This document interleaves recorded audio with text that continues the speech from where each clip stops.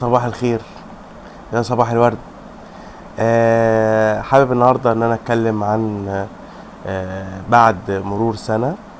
آه عملت 8 حفلات بكرم ربنا يعني وبعونه.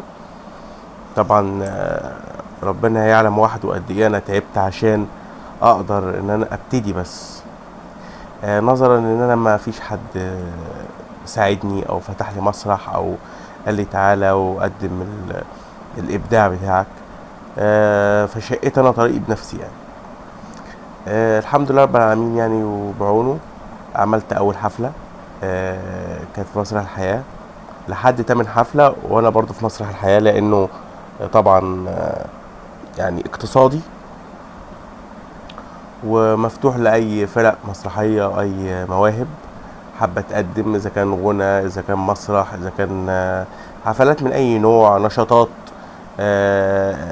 فعاليات، بيقدموا كل الانواع الفنيه طبعا. تاني حفله، اول حفله دي كانت 30/7/2025. طبعا كنت قلقان جدا جدا، لان اول مره، طبعا شاركت في حفلات كتير، بس اول مره ان انا تبقى الدفه في ايديا وان انا ابتدي الحكايه كلها يعني. ابتدي ان انا ابدا ان انا احجز المسرح واخترت اليوم، وطبعا كانت قبلها بشهر، وبدات اعمل دعايه كتير جدا للحفله. وبقيت انزل فيديوهات من حاجات ليا قبل كده، وشغل ليا في التلفزيون وكده، وبقيت انزل مقاطع واعمل دعايه. والحمد لله حققت نجاح، وانا بحب الحفله دي جدا على فكره، بشهاده طبعا كل اللي حضر وانبسطوا. وفي ناس يعني بعتت لي ناس تانية تحضر الحفله، وسالت على الحفله اللي بعدها، وبناء عليه جم وانبسطوا برضو الحمد لله. ده اللي هممني طبعا، ده اكتر حاجة بتهمني في ان انا استمر، غير ان انت تعمل حفلة وخلاص، لا. تاني حفلة كانت يوم الاثنين 22/9/2025. طبعا خدت قرار ان انا هستمر، انا مش هوقف الحكاية، انا ماشي على طول يعني في القصة بتاعت الحفلات دي. لان انا بصراحه من 2017 وانا حابب ان انا اعمل حفلات، وللاسف ما كانش في فرصه، وما كانش في حد بيفتح لنا مسرح، ولا حد بيجي، ومحتاجه تمويل ومحتاجه حد ينتج الحفلات. قعدت فتره طويله قوي وصبرت على الحكايه ان انا الاقي مكان يعني يفتح لي بابه، ولكن باءت بالفشل كلها. وبعد كده كانت حفلة دي كانت يوم الاثنين، كانت يوم الاثنين 22/9. الحمد لله برضو بتوفيق ربنا وبعونه نجحت الحفلة،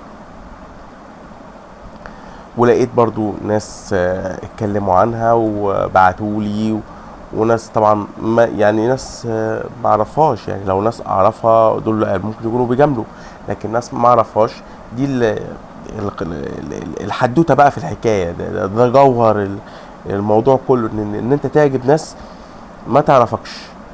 دي بقى هتجيب لك جمهور حقيقي. ودايما انا عندي مقوله ان الجمهور اللي بيجي من الانترنت ده اصدق جمهور بصراحه يعني. فالمهم ايه، خلصت تاني حفله، قلت بقى اخش في التالتة. طبعا دخلنا في الشتاء وفي المدارس وكده، وكان التحدي كان اكبر بصراحه. تالت حفله كانت يوم 11/11، وبرضو الحمد لله نجحت، ومشيت وتخطينا طبعا العقبات وذللناها. طبعا بقى ايه، انا مش الموضوع بقى ايه استحليته بصراحة، وقلت بقى لازم اكمل فيه. كده احنا وصلنا لتالت حفلة. رابع حفلة بقى كانت يوم عدينا شهر 11 وشهر 12 وشهر 1، كانت 9/1/2026، اول السنة دي. برضو كان في ظروف امتحانات وكده، العدد ما كانش كبير قوي، بس نجحت برضو وتخطى. طبعا الرهبة بتاعت اول حفلة مش زي تاني حفلة مش زي تالت حفلة، خلاص الثقة زادت جدا. يعني انا قلت لو قدامي 5 افراد انا هقيم الحفلة وهعديها. خلصنا رابع حفلة، دخلنا في خامس حفلة، كانت يوم 31/3، كانت بعد العيد على طول. برضو بدأت ان انا احجز المسرح، وبدأت ان انا اسوق للحفلة، وعملت دعاية والحمد لله نجحت. وبدأت ادخل ناس معايا كمان في الحفلة. كان في حد جميل اسمه حوده المصري، كان بيعمل استعراض كده، جبته معايا. وفي واحد تاني برضو كان بيقدم برضو ستاند اب كوميدي، جبته معايا وعدينا الحفلة. طبعا من شهر 3 عدى شهر 4، عدى شهر 5، قلت بس انا هبدأ بقى ايه، اعمل زي موسم صيفي كده، وابدأ من بعد او دخول الصيف يعني.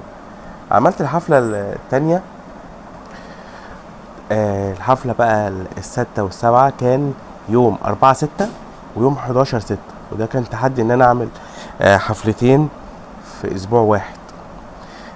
طبعا عدوا. غيرت المكان في نفس برضو مسرح الحياة، كان في قاعة تانية خلصتها.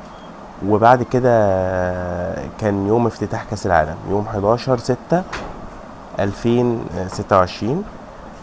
طبعا خلصتها. قلت بقى يعني استنى بقى الامتحانات وبعد كده ابدا في الحفله الثامنه. وبالفعل لسه مخلصين الحفله الثامنه يوم 21/8. كان يوم جمعه اللي فات، ونجحت الحمد لله رب العالمين. وفي برضو اصدقاء ليا دخلوا معايا شاركوني في الحفله، ونجحت جدا الحمد لله، وعجبت الناس اللي حضروا. وبس ان شاء الله بقى ابدا اعمل الحفله التاسعة باذن الله يعني. بس فكملت يعني، قلت بس انا هكمل برغم عن الظروف، وبرغم عن كل التحديات يعني. فدعواتكم ان انا استمر، ودعواتكم ان انا افضل مكمل. الموضوع صعب واصعب، الموضوع محتاج تحدي، ايوه، لان انا لوحدي وانا اللي بنتج الحفلات دي، وقد ايه كمية المعاناة اللي بشوفها، ولكن بتوفيق ربنا وبعونه بقدر ان انا اتخطى كل عقبة. وبس حبيت ان انا افضفض معاكم شوية عن الحفلات، وارجو بقى ان تشوفوا الفيديوهات بتاعتي اللي على القناة، وتستنوا مني كل جديد يعني. واللي ما اشتركش يشترك، وشوية اعجابات بقى كده وحاجات حلوة. يلا، السلام عليكم.